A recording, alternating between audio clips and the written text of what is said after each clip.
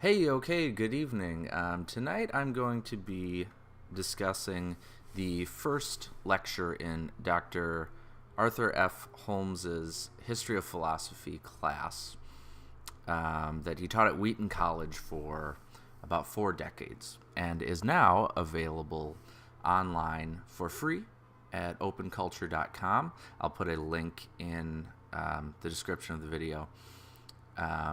Open Culture is a great website. They have hundreds, if not thousands, of free online courses. I'll be taking this one, making videos about it, just for myself as a kind of continued learning and to get back into philosophy. I did a previous video about all that. So, yes, what I'm going to be doing is I'm going to be taking this class. There's actually 81 video lectures, so that's a ton, and I'm not going to do all of them because that's just way too much for me. I don't quite have the time. But I'm going to be starting the beginning. I'm going to be going through a lot. I'm going to be hitting a lot of them along the way, and making videos describing all the main points, all the information, philosophers, all their ideas and everything. Doing some analysis and trying to connect it to our lives right now and making it real and figuring out what's going on and why we should read all this stuff and pay attention to it and why it all really matters. So that's the big thing for me is connecting it all, making it real. So that's what I'm going to be doing. For this first lecture, he starts at the beginning. He covers the very earliest of Greek thought in terms of philosophy, the Pre-Socratics, which for about 200 years, obviously pre-Socrates, from around the 6th century to 4th century BC. And the Pre-Socratics he'll cover in this lecture, the first one and the second one, because in Pre-Socratic thought there's kind of two different lines of thinking. The first one is the physical world in general, the natural world, kind of, as he describes it, they're pre-science scientists, that sort of thing. The second line of thought is the existence of a moral order of the cosmos. So he gets into that next lecture. I'll be talking about that. That comes up a lot in this course too, but in different ways. It's still under the umbrella of the physical world, that line of thought. So basically, the first major point that Dr. Holmes makes in let's see, let me check something really quick. Yes, sorry, I'm going to be referring to my notes the whole time. I have a ton of notes here. I'll also be putting those notes up on a blog, and I'll be linking to that in the description as well. I'll also link to the original video of Holmes's lecture too, so you can if you want to, you can see my notes, but I'll be looking at them the whole time. A lot of stuff to cover. So the first major topic that he covers is why Greece? Why did it happen? What are the origins there? So the Greek miracle, as it's called, when philosophy began, was around 6th century BC. It took place around the Aegean Sea in all of the Greek colonies that spanned from Italy to Greece to Asia Minor, which is modern-day Turkey. And he claims 3 points for why it happened there. What were the conditions for philosophy to be able to take root, and why was it born there? The first is because it was a meeting. It was a meeting between East and West. It was a gateway because of trade routes at the time, especially around. He mentions the river Meander, which meanders like this, and which is where we got the name for that. The trade routes between East and West facilitating,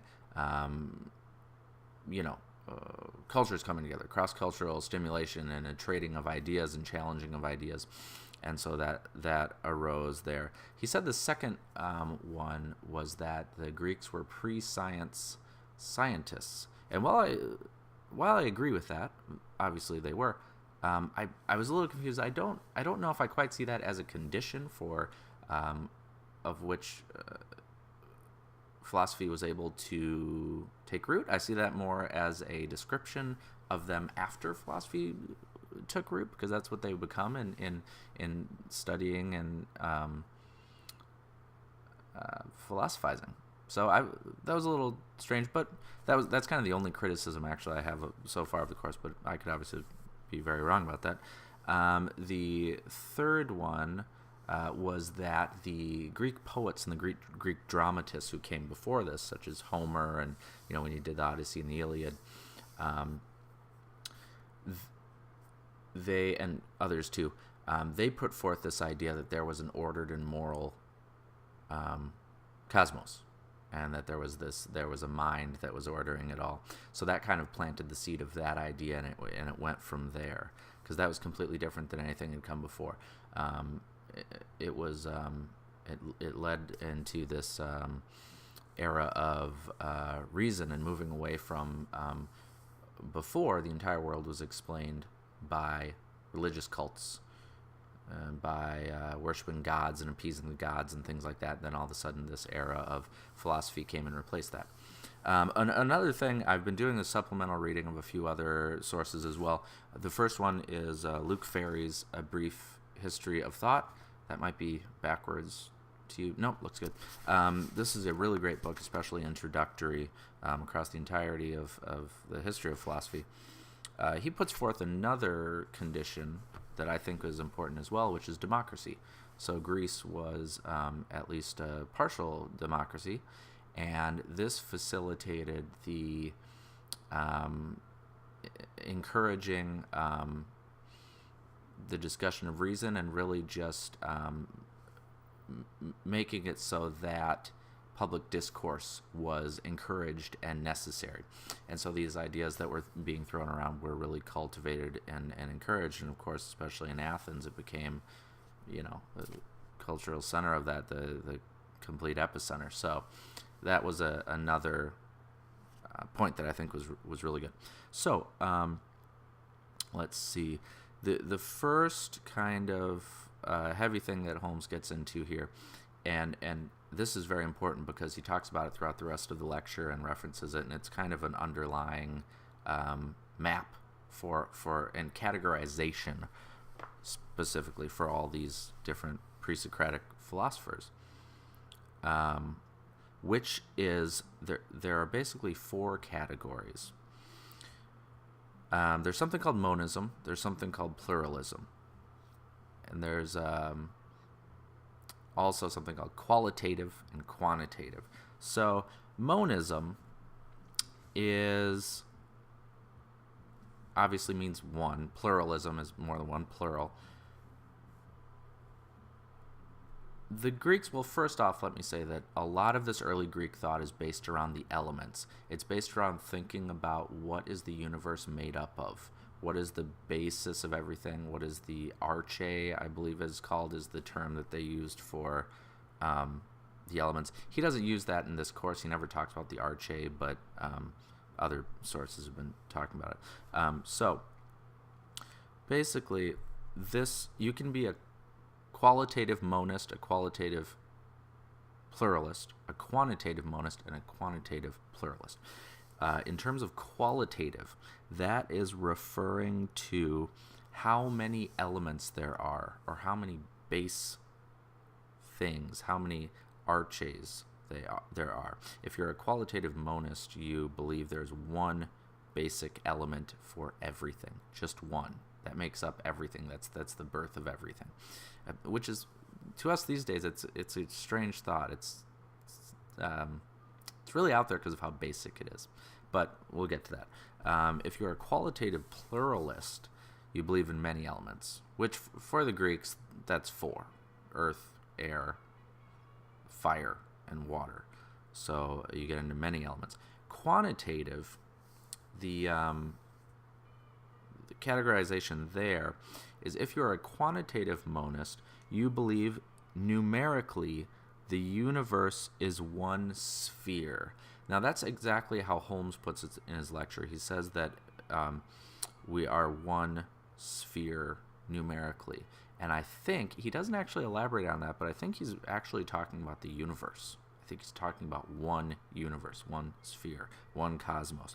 But if you're a pluralist, a quantitative pluralist, you believe in many different independent things. See, for this, he specifically says many independent things, which is a bit confusing because he doesn't keep it in line with the other one. He doesn't say many independent spheres, universes. He doesn't mention specifically a multiverse sort of thing, multiple dimensions. He just talks about many different independent things, that you are different than me, that a chair is different than this. So he's kind of, that's a bit confusing. He's turning the baseline around there, but I think it's actually talking about universe, cosmos sort of things. I think he'll get into that more next lecture, so I'm hoping for a little bit of clarity there. So just keep in mind those 4 categorizations of monism, pluralism, quantitative, qualitative, because every philosopher is categorized by those things. So now is he gets into the meat and potatoes of the lecture, of which he explains all of the philosophers and what they think. Now basically they're grouped into 3 groupings.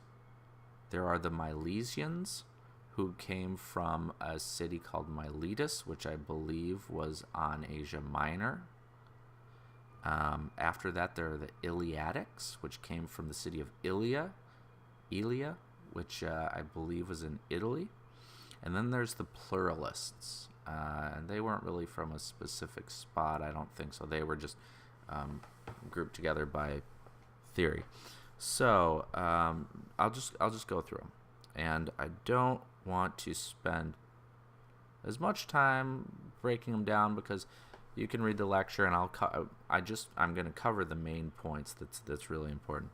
So first of all, the Milesians, they were all monists, qualitative monists, so they believed in one basic element. Actually, no, that's not true. The first few are, but then it gets into Pythagoras and Heraclitus. They were pluralists, so I'll get to that in a second. The very first philosopher ever, considered the first philosopher, Thales of Miletus. It's blueberry green tea. It's delicious. He was a qualitative monist, and there's not too much information about him because none of his writings survived and not many writings about him survived, but we know that he basically believed everything was water. He believed in one element, everything was water, everything was made up of water, everything came from water. He said it was adaptable, it was a gas, it was a liquid, it was a solid, and it is essential to life. Everyone needs water to live, and all plants need water to live. So, once again, to us, crazy concept, but they were trying to explain the universe and what the universe was made of, physically, nature, the natural world, and they knew of these elements. They had pinned down these elements, and he thought water is the source of everything. Water is it. Next philosopher, and I always have trouble with this name, Anaximander. That's it, Anaximander. He was a qualitative monist as well, but he thought the base element was actually undefinable. He doesn't say, no, I'm not going to pick earth, wind, and fire, the group. No, what was that? Wasn't that a funk group from the 70s? Earth, wind, fire, water. He says, I'm not going to pick one of those because I don't think the base element, the arche, is any of those things. I think it's undefinable. And here's why. He said, everything has opposing qualities. So he was referencing hot, cold, dry, wet, light, dark, male, female, all of these things. He said that since everything has an opposing quality and both of those things are no more important than the other, the base element is undefinable because it cannot be a singular identifiable thing. I believe he called that the apeiron, which I think is A-P-I-E-R-O-N. I could be wrong about that. That's one of the tough things with these lectures. They're not transcribed, so sometimes I'm going purely off of just sounding out what Dr. Holmes is saying in his video lecture. Next philosopher, Anaximenes. He doesn't spend too much time on it. He just says that, hey, there was a guy who thought air was the sole element. His name was Anaximenes. he gave an example of condensation. So if water can condense from the air and water can condense from the air, turn into water, and then water turns into everything else. Water is the basis of life, kind of feeds into Thales' thinking. Then air. Air is the beginning of everything. Air is the prime soul element. So next, he gets into Pythagoras and Heraclitus, which were separate thinkers, but they kind of arrived at the same ideas independently. And this is where I think it starts to get really interesting. So they are different because they are qualitative pluralists, because they are talking about something called a dual aspect. So the dual aspect is a concept that means there's two sides to everything. And this is true throughout everything in nature. The example that Dr. Holmes gave was a saucer, a tea saucer, that goes under a teacup. So if you look at a saucer from the top, it's convex. Or if you look at it from the bottom, it's concave. Or maybe it's the other way around, whatever. So is it convex or concave? How do you define it? You can't, because there's double aspects. Did I say dual aspects earlier? It's double aspects. Well, same thing. So, double aspect means that there are two sides that manifest to everything. And this exemplifies their main theory, which is change and order. Everything in the universe is always changing. It's always in a state of change. It's consistently changing. That is one truth about the natural world. And then also that everything is ordered. Everything is in a rational and ordered way. They go on to describe why in a little bit, but those are the points, that dual aspect is change and order. And because of this, they actually said that they chose fire for their element. They thought that fire was... Now, wait a second. I just thought of something. Does that mean that they're... This is why it's so confusing. Does that mean that they're qualitative monists because they do believe that fire is the element, even though there's this dual aspect, which makes it seem plural? Anyway, think about that. I wonder. I'm guessing they're probably monists. So fire is their element because fire is constantly changing. Think about looking at a fire and it going up. It never stays still and it never stays the same. It's mesmerizing. It's pure insanity. Fire is constantly changing, but also there is an order to it. There are natural laws that apply to it. It needs oxygen to live. You have to burn certain woods to get a good fire going. Different woods burn for different periods of time, that sort of thing. There's natural order to it. So fire satisfies that. So specifically, they did differ in one respect. Heraclitus said that change is fire. Fire is change. But order is logos. He doesn't go into too much what logos means, but from what I understand and what I've read in some other places, logos means a logical structure to things. And sometimes it makes its way into the cosmic mind or the divine and things like that. He references that John, in writing his gospel, uses logos in the first line when he's talking about in the beginning there was the word and the logos. So John referenced it in terms of religion, in terms of a logical structure in theology. Pythagoras was different, though. As we all know, Pythagoras was a mathematician. He did the Pythagorean theorem. So he said, yes, change is fire, but order is mathematical. Another interesting thing I read, which I didn't know, I've also been referencing Bertrand Russell's History of Western Philosophy, which is like the Goliath of single book covering all of philosophy, published in 1945, and it's kind of regarded as the gold standard. He mentions in here, which is interesting, Pythagoras actually traveled to Egypt, and he got geometry from the Egyptians and brought it back. So I just found that interesting that was a big influence on him coming back from another culture. This exemplifies the trade routes being condition for philosophy arising, because he was able to go to Egypt and get this, and then move on with mathematics into his theories from there. So the biggest thing about this is that they're saying order is a rationally ordered life. Because of a rationally ordered universe, we have rationally ordered life. And that gets into ethics, which we'll cover later. So the next group, so those were all the Milesians. That's one group. The second group out of three that he comes to are the Eleatics. I'm not going to spend too much time on them because compared to the others, they seem like just kind of, well, let me just tell you what they do. So the Eleatics believe there's no pluralism at all, absolute monism. Parmenides said that change and plurality are illusions of the senses. He said that nothing ever changes. It's all illusions. Our senses lie to us. We think there's change, but there is no change. And there's no plurality. It's all just one thing. That's an illusion as well. If you want truth, you have to get into thinking in abstraction. You cannot trust your senses. You have to ignore them and distrust them and think in abstraction.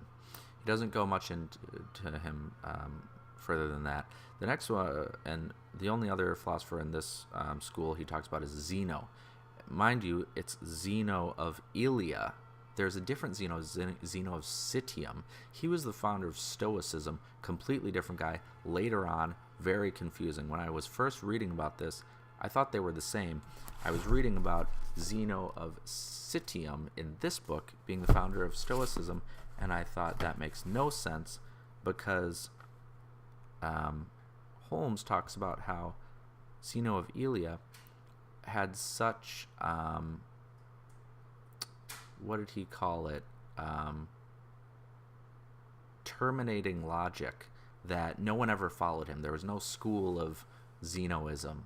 You know, people abandoned his theories because they were all paradoxes and negative and terminating logic. But then I was like, well, wait, what about Stoicism? Anyway, they're different. Don't get confused. Zeno of Elea basically also said that change and plurality are complete illusions, and he spent most of his time creating these paradoxes to prove that. I won't go into the paradoxes. A different book I was referencing that was actually very good for this. This is a Barnes & Noble publication. They do 30-second everything, you know, architecture, economics, blah, blah, blah. 30-second philosophies. It's not the best book in the world, but it gives quick snapshots of ideas throughout time. And one of the things it talks about is Zeno. It gives a few of his paradoxes. And one thing I will read very quickly that it does say about him, which is important to something I'll talk about later, and just the general importance of the Pre-Socratics. Hold on, sorry, I have to find it.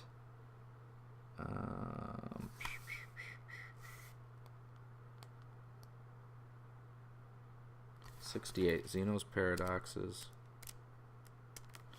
What it says here is Zeno's motion paradoxes had the ancient world running hard just to stay still. But without the questions posed by the paradoxes, physicists would not have gotten the modern world on the move by explaining the nature of space, time, and matter.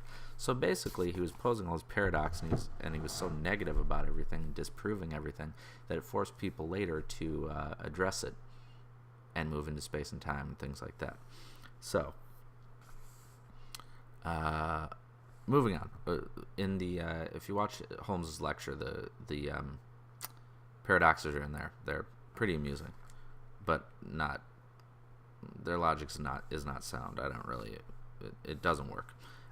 So the next group, the third group out of three, is the pluralists, and they are obviously pluralists in terms of qualitative and quantitative. They believe there are multiples of all elements. He discusses at first Pedicles. He says is Pedicles discusses all four elements. He believes in all of them as essential. The next one, who he talks about two more philosophers in this school, and they're both very important, and I think it's like the most interesting part of this lecture. Anaxagoras. It's hard to say. He believed that there were individual elements for everything. So there was an element for absolutely everything in the world, and he called these seeds. So there is a seed of hair, there's a seed of muscle, there's a seed of eyes, there's a seed of sky, whatever. Seed for everything, element for everything. So he's a qualitative pluralist. And then he said, hey, so what ties all these things together? It's not chaos and they're not all separated. There is a unified order of a cosmic mind that's ordering it, a cosmic mind. This is incredibly important because it's the first mention of a supreme being in Greek thought. This, of course, harkens back slightly to religious cults before Greek thought explaining everything, but he's coming to it in a rational manner in terms of philosophy. This is the beginning of theology. This is the beginning of theology as for religion being studied in a philosophical and reasonable way. So he was proposing theology, religion, based on these seeds, these individual elements for everything. The next philosopher, Democritus, was just as important. He was a qualitative monist, but a quantitative pluralist, Holmes says. He said, and this is incredible, everything is composed of atoms in different shapes and sizes, which obviously today we now know is true. So he laid the foundation for this. He said that everything is full of atoms. They are all in different shapes and arrangements that make everything different.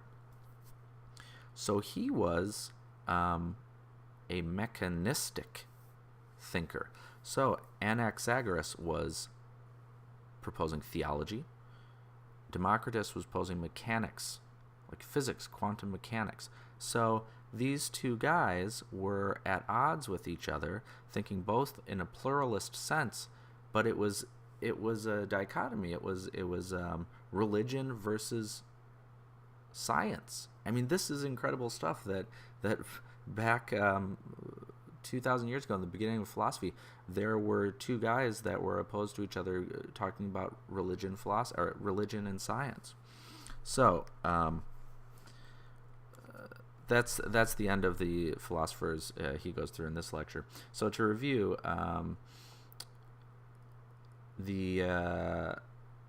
let's see, there was the simplistic monism of Thales. Anaximander had the Thales and Anaximander had simplistic monism. Pythagoras and Heraclitus had the double aspect. The next school, Eleatics, had absolute monism. They said change and senses are illusion, and there were the paradoxes. And then there were the pluralists, which were made up of this theory of theology versus mechanics, religion versus science, in my head. So to move on now, I'll just cover, thinking about all this, what are the big ideas of this lecture? And he hits these in a few different areas that really get down to the bones of everything that we want to know important. So the big ideas in this lecture, first of all, early Greeks were pre-science scientists studying the natural world. This leads into science branching out of philosophy and things like that. Obviously the concepts of elements and monism and pluralism, like we've talked about, those are the big deal. Another huge thing here is that they established the idea of the ethic. When they were talking about change and order, here, one second. My kid's waking up upstairs. I gotta go get him back to sleep. I'll be right back. Run frantically upstairs to calm the storm. Okay, so what we were talking about is the big idea of the fact that they introduced ethics, because when Pythagoras and Heraclitus were talking about change and order, they were saying that the universe is an ordered and rational place, and that therefore we need to live ordered and rational lives. This is incredibly important because it's introducing ethics. What is the good life, and how do we act in order to attain the good life? Well, we act rationally and ordered. So this is incredibly important. Let's see. And just the fact that they were already integrating ideas of mathematics, atoms, supreme beings, just those facts alone is pretty incredible. I think the biggest idea of this entire lecture, Holmes gets to this at the end, and I think it's incredible. It sums up the incredible importance, the gravity of what was going on here. Basically what he said, and what all this other stuff I'm reading about, what everybody agrees on, is that the Pre-Socratics may not have given us the right answers. They obviously didn't. The entire world is not made up of water or air or fire. They had no way of getting beyond this. They didn't have thousands of years of science and experience and technology to figure this out. They were going pretty blind here. They didn't give us the right answers, but they posed the right questions. Monism, pluralism, ordered universe or chaos, change or illusion, religion or science. They posed the right questions. And what he said was, because of these questions, in a 200-year span, the Pre-Socratics formulated the philosophical agenda that the Western world has worked with ever since. They laid down the agenda with these questions.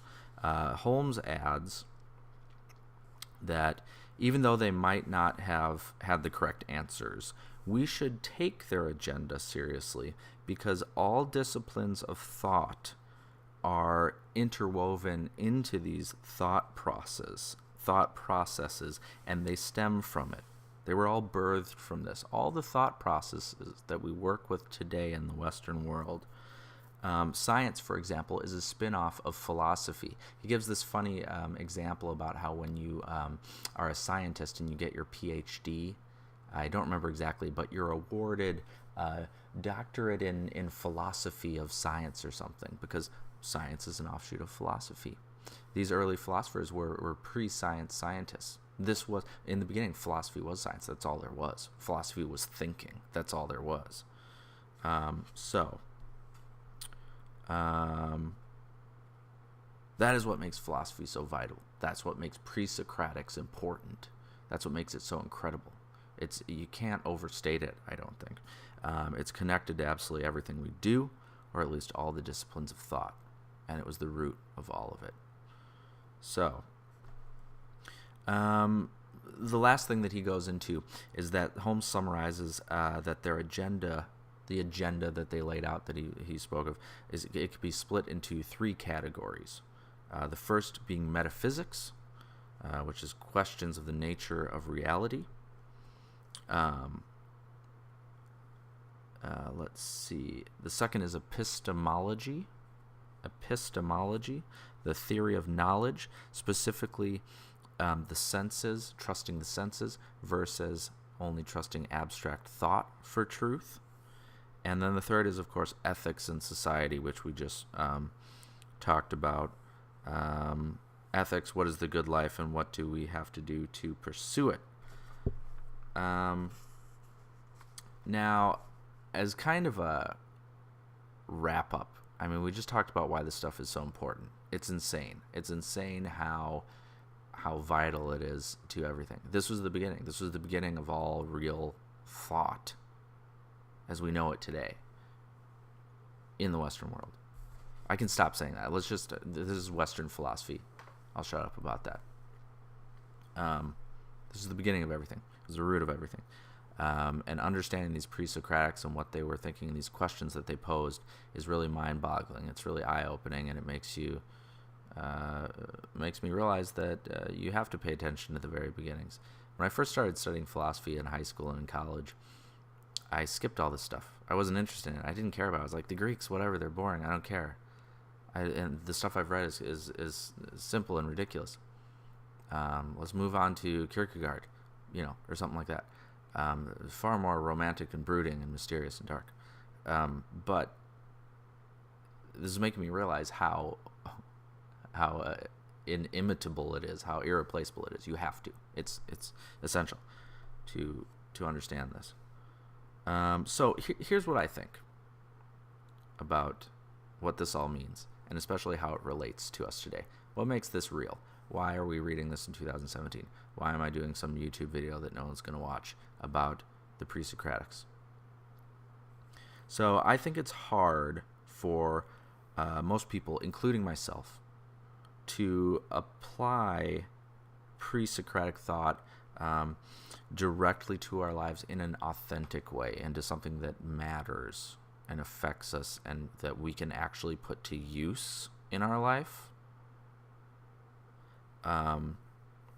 Mostly because these ideas end up being so simple when you get down to it. You read about it, and like what I was talking about before, you read about it and it's so simple, it's easy to write off and just think, well, yeah, okay, they didn't have it figured out then. They must have kind of been, they were at the beginning of everything. They didn't have much figured out. So it can't help me. I know that. I know the world isn't made of just water. And sure, I know that there's an ordered universe and that things change. So what? Duh. It's just all a big duh moment. So I think that turns a lot of people off, and they don't connect with it. They don't care. So they can't apply it to their normal life. But the fact that it's such a duh moment and it's so simple is in and of itself exactly what makes it so applicable and authentic and real and connected to us today, which there's a real irony there.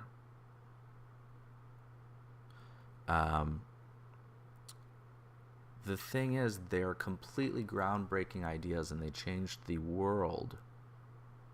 And they only seem simple to us because they're the seed of everything we know. They seem simple because it caused all the knowledge that led up to what we believe today. So obviously we know the most simple version of the complicated stuff that we know about life today. Of course, if we know where we are in terms of existence and knowledge, we would know the very first simple thought. So it is the seed. So it only seems simple, but it's not, and it's completely applicable. The questions that the Pre-Socratics posed have led to what we accept as unquestionable today.